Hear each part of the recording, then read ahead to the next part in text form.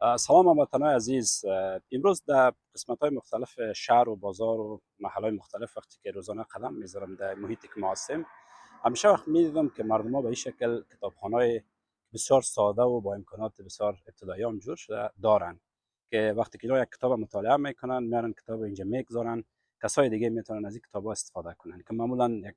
قسمتش نوت هم نوشته میکنن که یک یا دو کتاب بگیرین و بعد از اینکه مطالعه کردین برین دوباره به اینجا بگذارین. در نقاط مختلف وقتی که شما میرین به این شکل کتابخانه رو میبینین، به من کمی جلب توجه کرد و خواستم یک ویدیو بگیرم که اگر ما بتونیم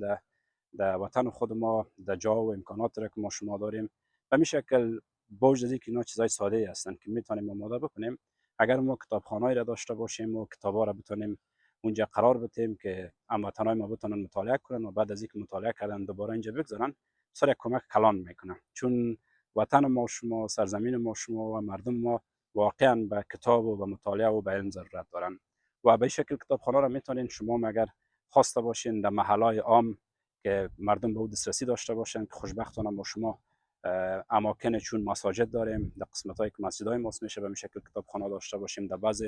دکان ها یا فروشگاهایی که در محله ماست یا جای دیگه که مثل پارک ها میتونه باشه به این شکل کتابخانه اگر داشته باشیم بسیار سهولت ایجاد میکنه و مردم ما میتونن به کتابات دسترسی داشته باشن، بخوانن و سطح مطالعه خود بالا ببرن.